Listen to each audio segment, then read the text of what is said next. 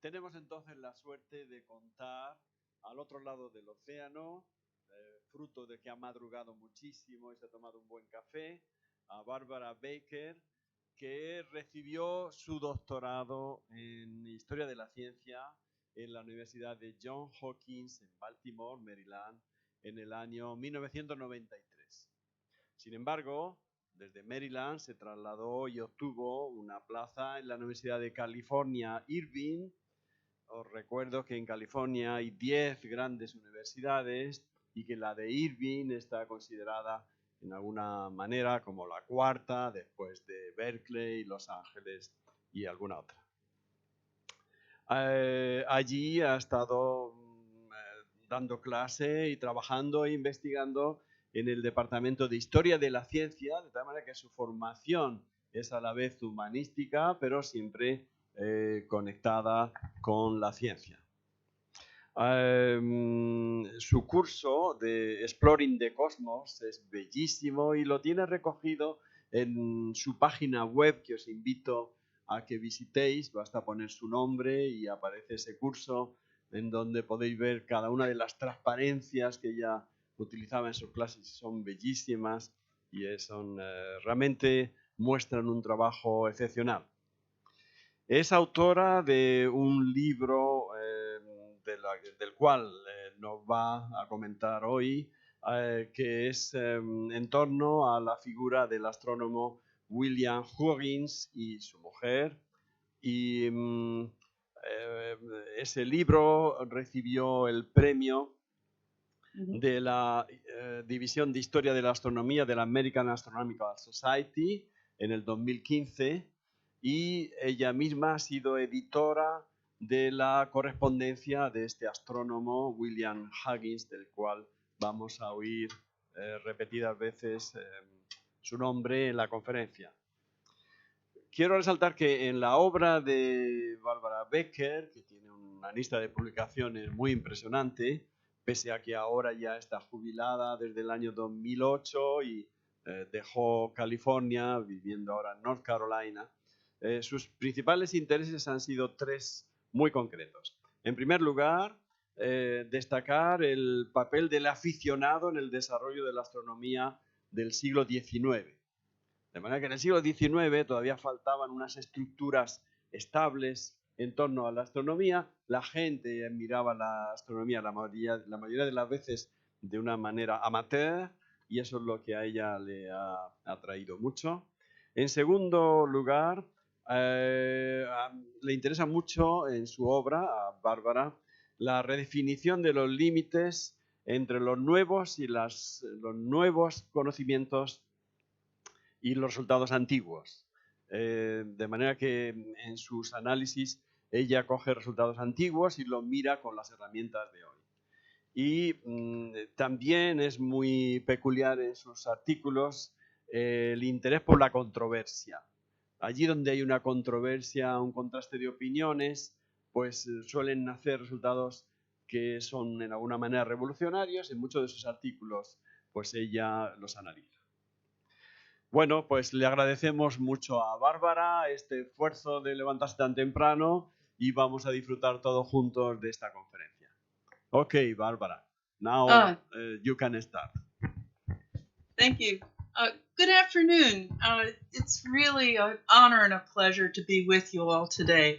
I regret that I'm not able to be with you in person, but happily communications technology has eliminated the barrier of our great distance. So welcome to North Carolina, where the sun is just now coming up. It's está amaneciendo en North Carolina. Many thanks to Professor Diaz for inviting me to speak to you on a topic that is of great personal interest to me, namely Margaret Huggins and her little-known contributions to the rise of the new astronomy, known today as astrophysics. I feel that I've spent much of the last 30 years living with Margaret and her astronomer husband, William Huggins, and during that time, I've been able to get to know this hard-working couple thanks to the tremendous volume of their personal correspondence, as well as the valuable record that they left behind in their observatory notebooks. It's now my great pleasure to share with you a little of what I've learned of their lives and work. In October of 1910, the recently widowed Margaret Lindsey Huggins wrote a long and mournful letter to Irish physicist Joseph Larmor.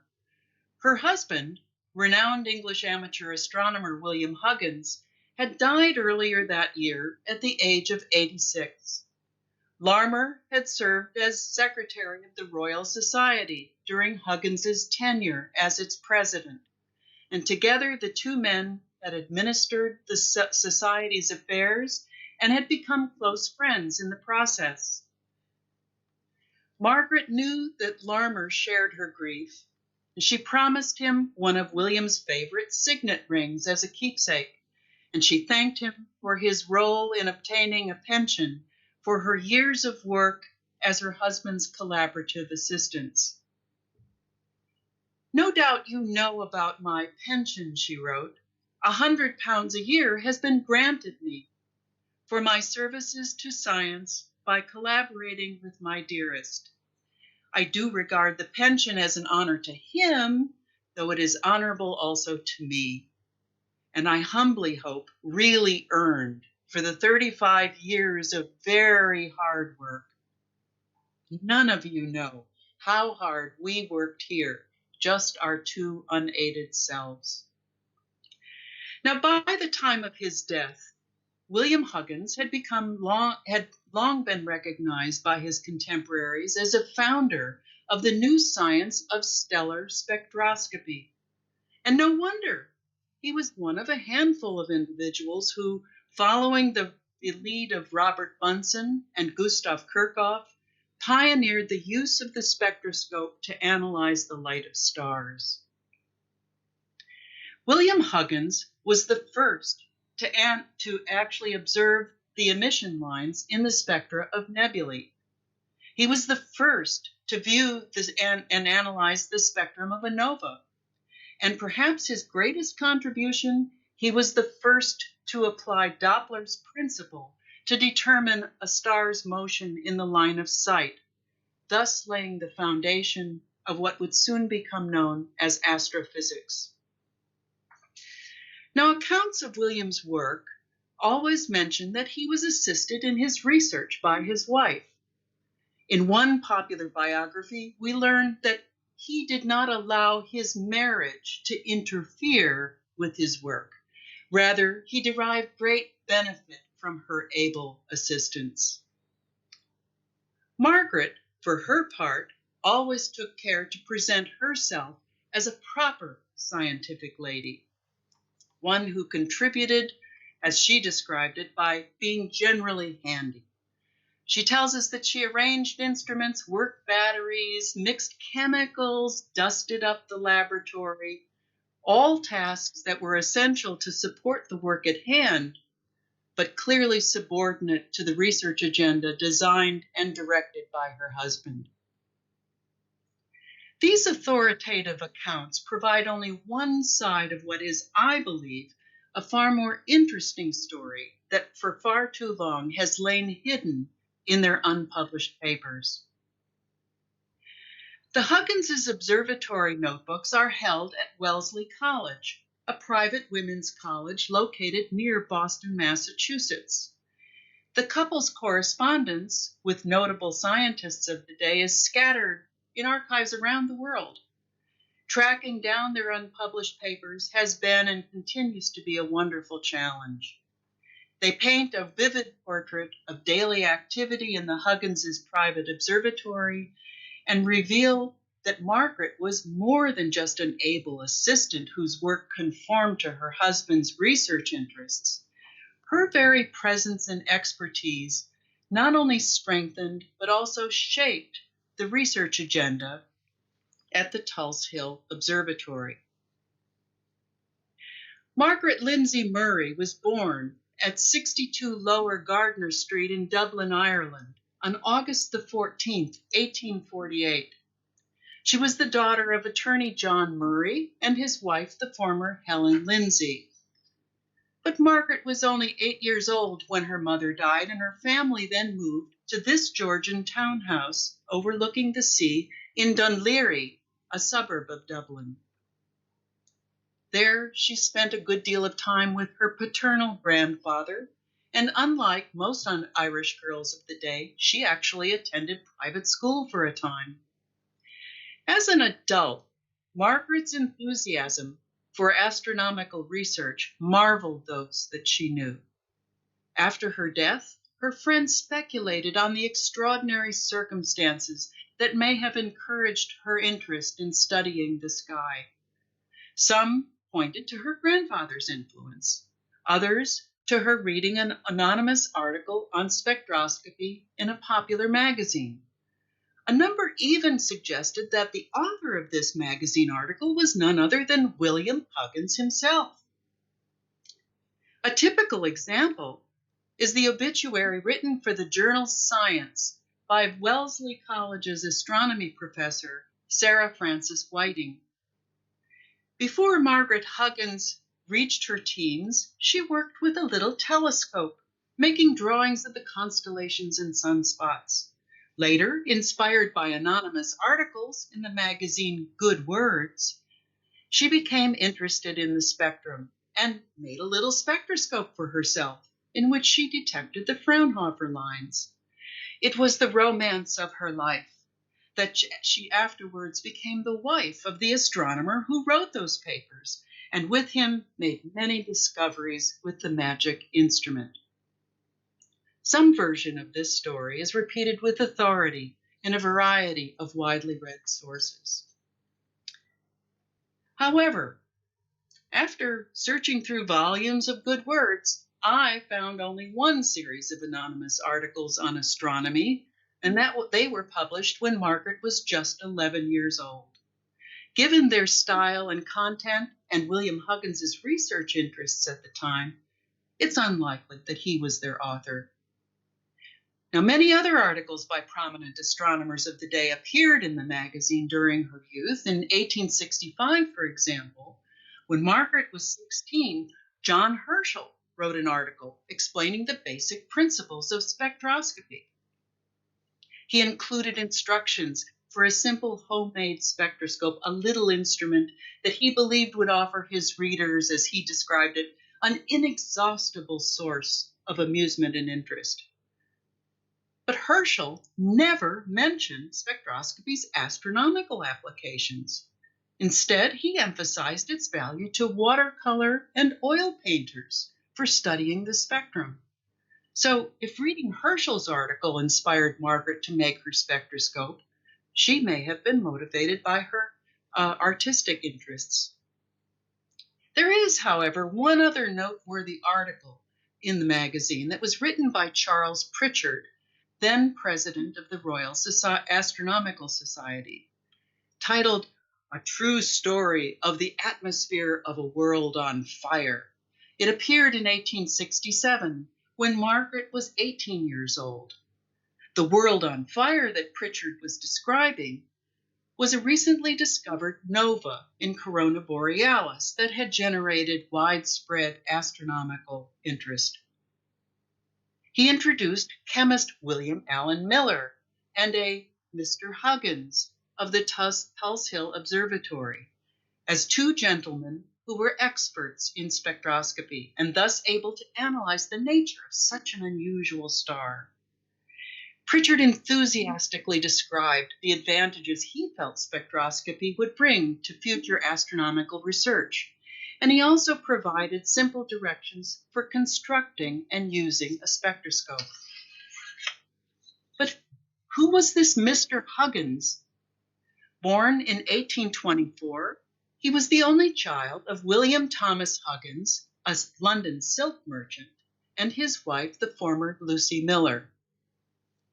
As a boy, he received little formal education, but experimented at home with chemistry, optics, and electricity. His parents encouraged his scientific curiosity by giving him a microscope. At age 18, he purchased his first small telescope. When he reached university age, however, he remained at home and worked as an assistant in his family's shop. Now, when William was about 30 years old, his parents sold their business in London and moved with him to Tulse Hill, a growing suburb just south of the Thames. At about this same time, he was elected a Fellow of the Royal Astronomical Society, and he purchased an improved telescope. He acquired a bound notebook in which to record his observations, and you can see this title page of this. This is his first notebook. It conveys a real enthusiasm for this new hobby of his.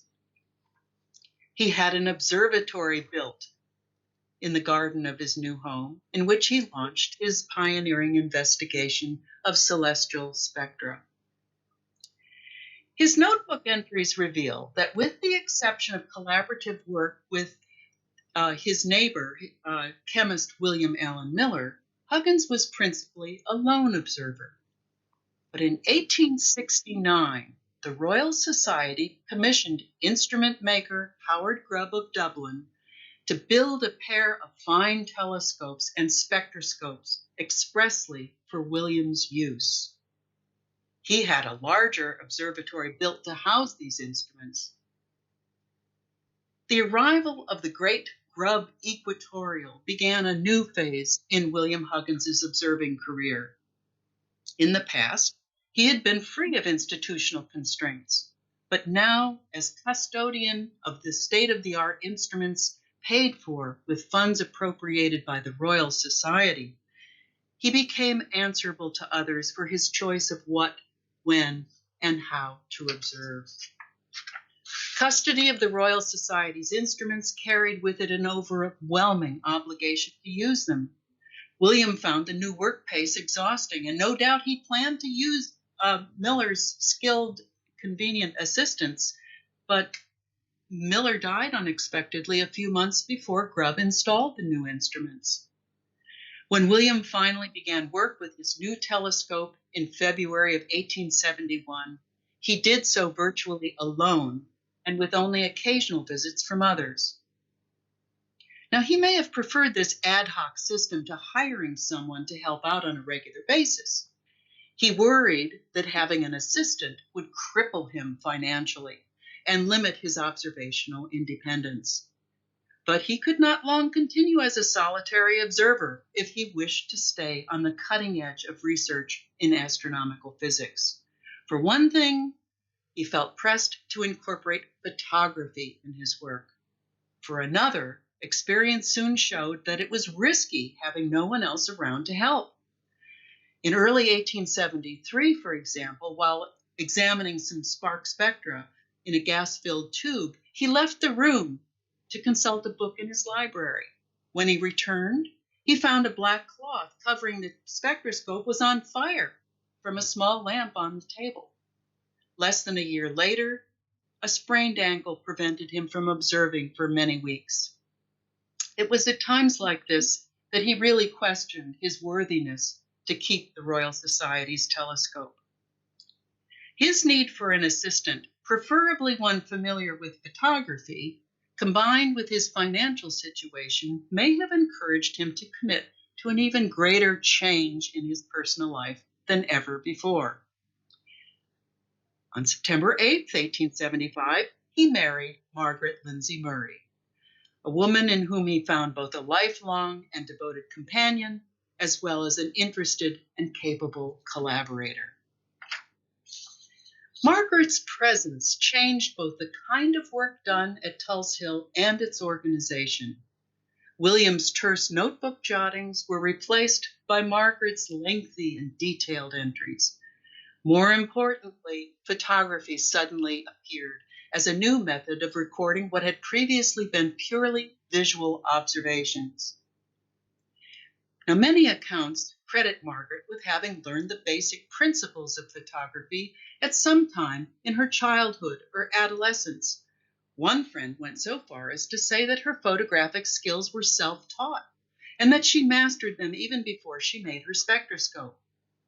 But how fashionable was it for a young woman in the 1860s to be handling smelly chemicals or lugging around cumbersome tripods, developing boxes, and other photographic equipment.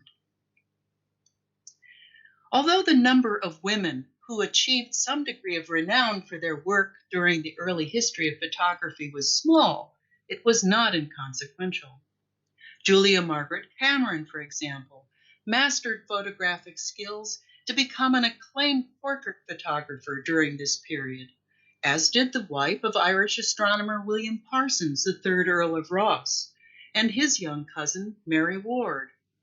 It's even been reported that Queen Victoria dabbled in photography.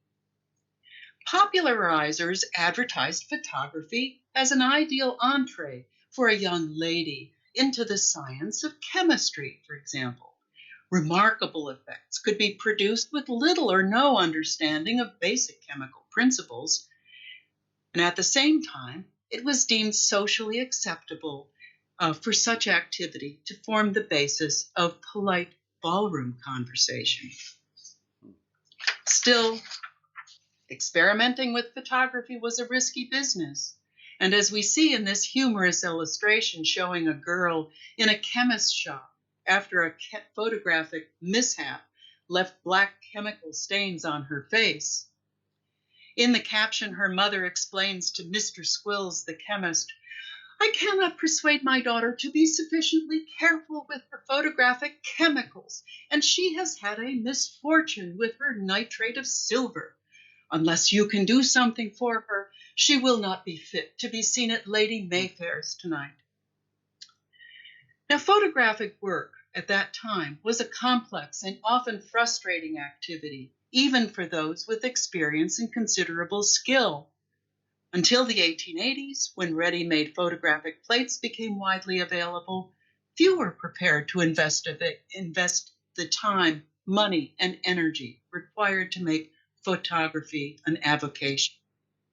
Margaret's interest in photography identifies her as one of an adventurous group of young women of her day. Her first entries in the notebooks show that her photographic expertise was considerable by 1876. On March the 31st, she wrote, "Photographed Sirius, wet plate, 9 minutes exposure." On April the 3rd, she reported taking photographs of the planet Venus and the star Betelgeuse. Nearly every entry thereafter contains some mention of photographic work. They reveal her interest in experimental design and her skill in adapting instruments and methods to new tasks. Here, for example, we see her sketch of a camera that she designed to photograph spectra. William's first paper, devoted solely to spectral photography, appeared in the Proceedings of the Royal Society in December of 1876. He may have been the paper's sole author, but Margaret's notes show its contents were based on their collaborative work. Her improvements to the observatory's equipment moved the Hugginses quickly into the forefront of spectroscopic astrophotography. Together, they worked on many major projects involving photography and spectroscopy. They spent over a decade trying to photograph the solar corona without an eclipse. And just after the turn of the 20th century, they engaged in pioneering investigations on the spectrum of natural radium glow. But there is one project that is of special interest in the story of Margaret Huggins, namely William and Margaret's work in the late 1880s, devoted to resolving the physical and chemical nature of what had become known as the Chief Nebular Line, a green emission line that was located tantalizingly close to, but not precisely coincident with, spectral lines associated with magnesium. The Hugginses' efforts on this project embroiled them in controversy over methods, instruments, and interpretation of data. As the subject of the very first paper on which Margaret appeared as her husband's co-author, it serves as a benchmark in the Hugginses' collaborative relationship.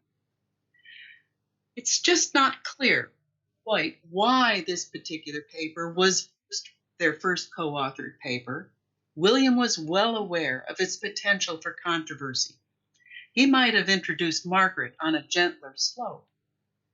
In the paper's introduction, he explained, "I have added the name of Mrs. Huggins to the title of the paper because she has not only assisted generally in the work, but has repeated independently the delicate observations made by I."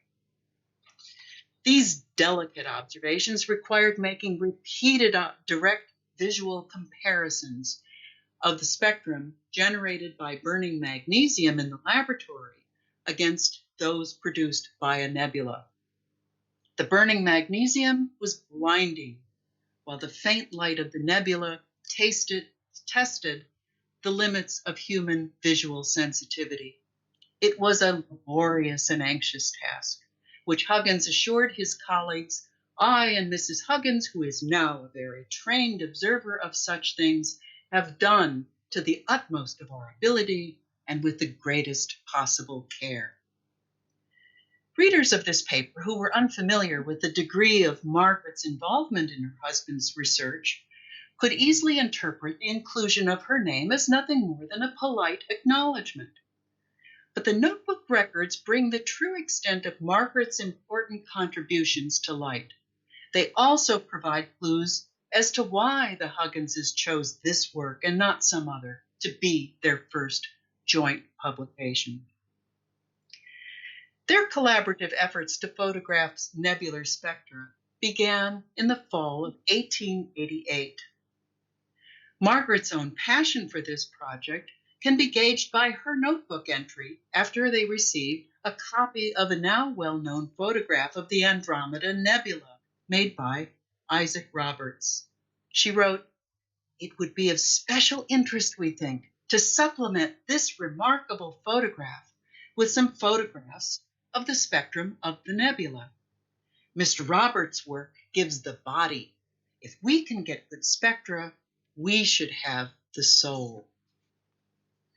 On October the 12th, 1888, she described their plans to begin work comparing the spectrum of magnesium with that of a nebula.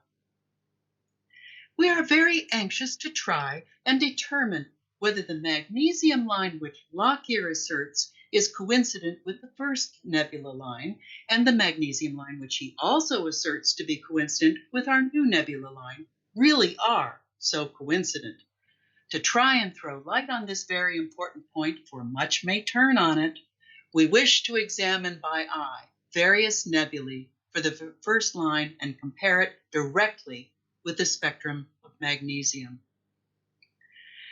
J. Norman Lockyer was founder and editor of the journal Nature and professor of astronomy at the Normal School of Science at South Kensington.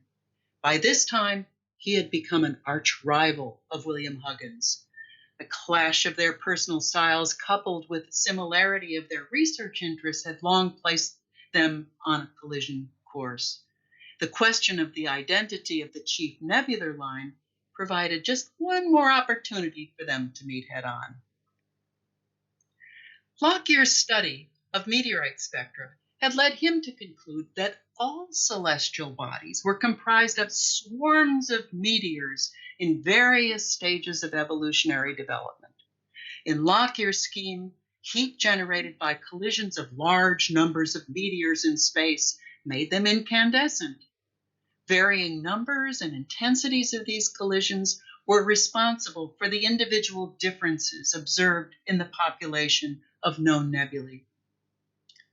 Lockyer was encouraged in this view by his observation that when magnesium, an element common to meteors, is brought to a sufficiently high temperature, a line appears in its spectral signature which is virtually coincident with that of the chief nebular line.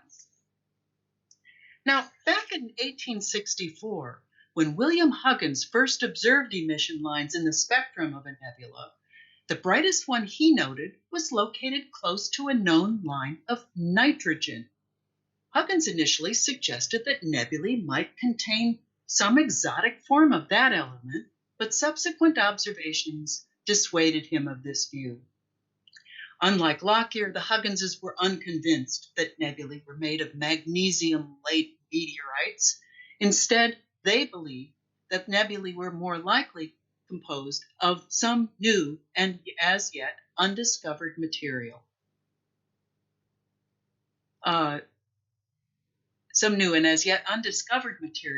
Which William called nebulum or nebulium. Now, I should mention here that the true identity of the line's source remained a mystery until 1927, when American astrophysicist Ira Bowen identified it as the mark of a so-called forbidden transition in doubly ionized oxygen. This was a physical process wholly unimagined, indeed unimaginable, by pioneer spectroscopists in the 1880s. So you can see why this problem was just so puzzling to them.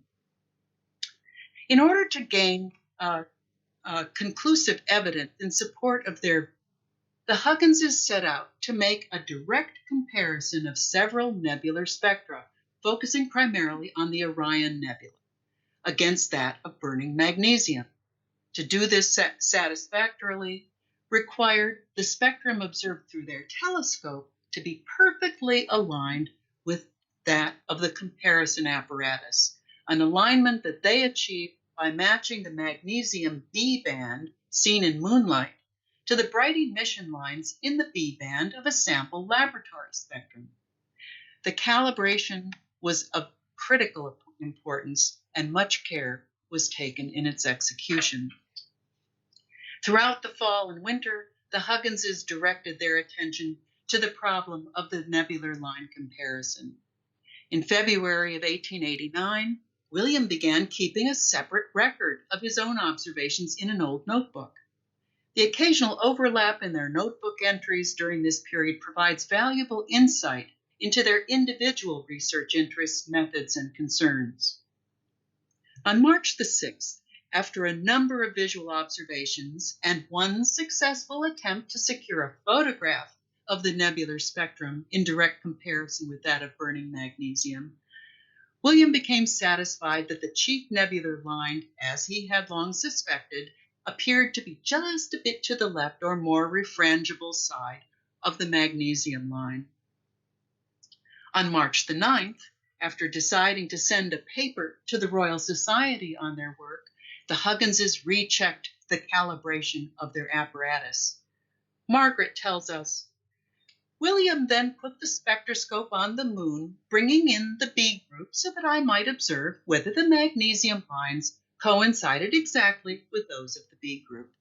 I thought not, decidedly. 2 days later, they checked the calibration once again. Margaret wrote, William thought the bright line did fall coincident. Then I observed. I found a difficulty in getting good observations. A number did rather give me the impression that it was, after all, coincident. But one thoroughly good observation showed me as distinctly as I saw it on Saturday night that the bright line was not truly coincident, but on one side. I left off feeling certain. Despite the care that they had taken in calibrating their instruments, the moon's magnesium spectrum they now observed through their telescope was no longer coincident with that of their comparison apparatus. Margaret's discovery of the alignment problem averted what would have been for William an unspeakable calamity. His constant references in his published papers to the care and accuracy of his observations were underscored by his use of 4 significant digits in reporting his results. If the reliability of his data were ever brought into question, it would not only have meant the loss of the debate with Norman Lockyer, it would have damaged his credibility in the wider community of astronomers. Now, by the time the Hugginses noticed the misalignment, the season for observing the Orion Nebula was rapidly coming to an end. There was no time to recalibrate their instruments and take chances on the weather, providing enough clear nights to make more observations. Besides, Their one successful photograph had been taken with great difficulty just the week before. The importance of having some photographic evidence to support their visual observations was uppermost in the Hugginses' minds.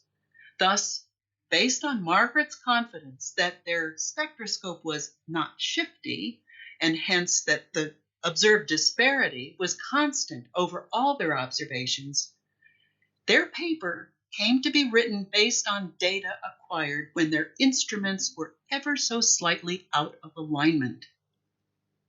Now, the separation between the nebular line and that attributed to magnesium was very small. The slight displacement of their equipment reduced that separation even more, but both Margaret and William were confident they had each observed it. That fact, Margaret believed, added even greater strength to their argument. She noted, "Now this observation is important, for it showed that our arrangements really displaced the magnesium line slightly to the left toward the nebular line, making it more difficult to observe the doubleness by reducing the true separation between the nebula line and the magnesium oxide one. This observation that our magnesium lines are slightly displaced towards the left surely gives great force to our observations showing duplicity." In their paper on the spectrum of the great nebula in Orion, the Hugginses artfully converted this potentially disastrous turn of events into a strong argument in favor of their view on the nebular line. In fact, they declared the misalignment to be a purposeful one, an experimental design chosen to give their opponents every conceivable advantage.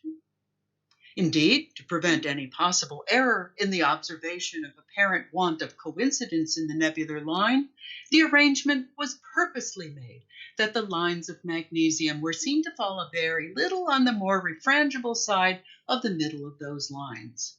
If under such circumstances the nebular line was seen to be more frangible on the more refrangible side of that of the magnesium, the observation would be much more trustworthy.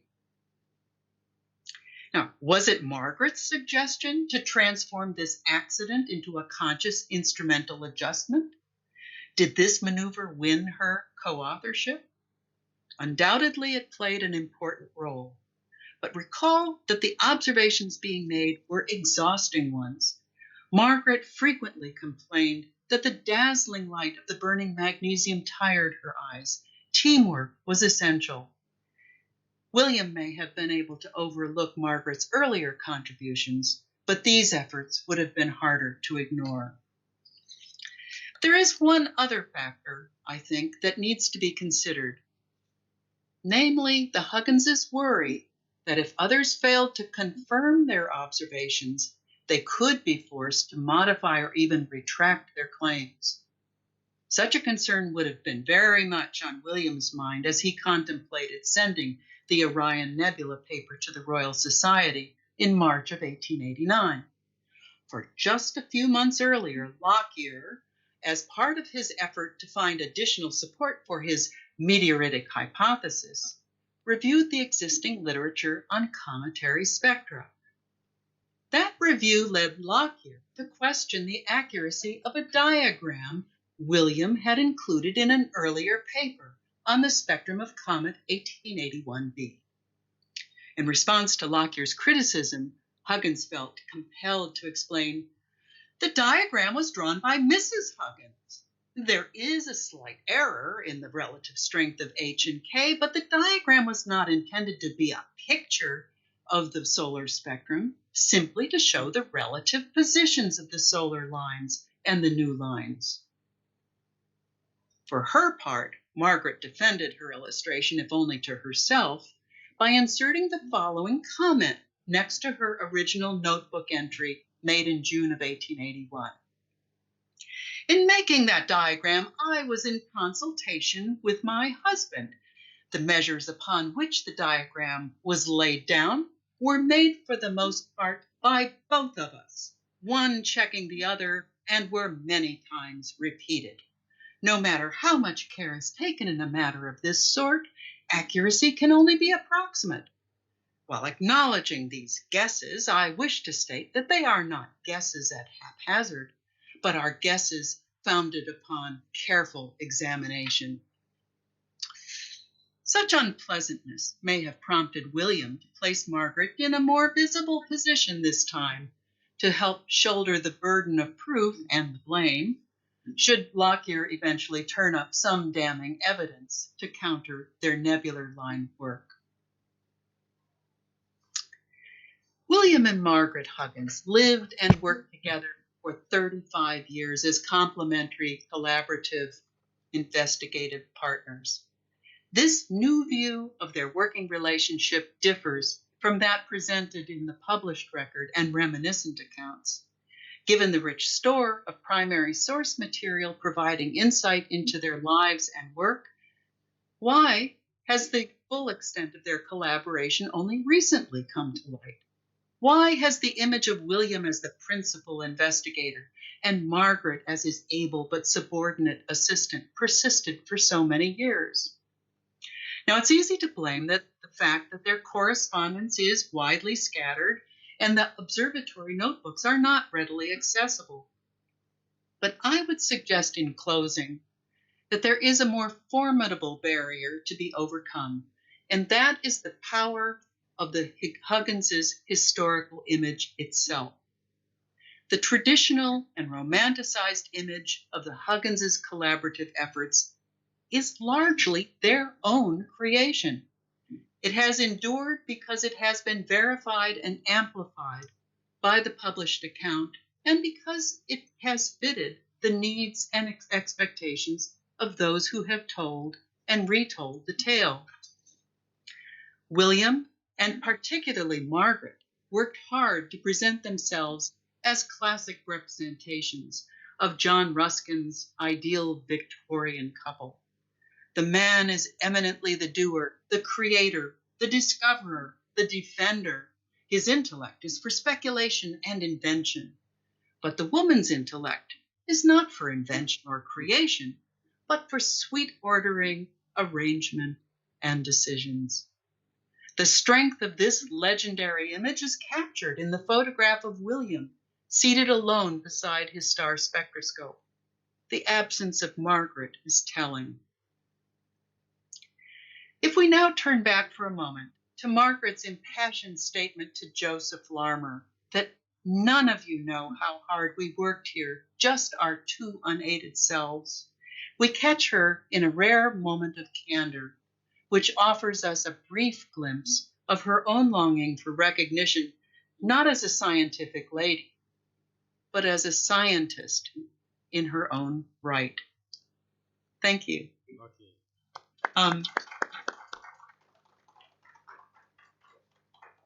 I'll just add, this stained glass window, which I used on the cover of my book, was designed by Margaret herself, and it hung in the Huggins' home in Tulse Hill. She actually sent it as a gift to Wellesley College shortly before her death in 1915, and it now hangs in the Wellesley College Observatory. This is a new image. I don't think Ildefonso has seen this, but I hope that here's a photograph of it hanging up in the observatory at Wellesley College. I hope you all may one day have an opportunity to visit there and see it. So, thank you. Okay, thank you very much. A very nice lecture. Perhaps we can try to see you if you minimize the slides. Let me see if I can do this. So now we have time for some questions. One that Bárbara. Did that work? Well, we are saying to ourselves, we prefer to see now. Perfect. Thank now you is very it okay? much, Bárbara. So here there is a question by somebody. Good morning, Ms. Becker. Thank you for your morning. speech. Thank you very much. More to the present days, I'd like to ask you, What do you think it's the most meaningful milestone in the astronomy at the beginning of the 21st century?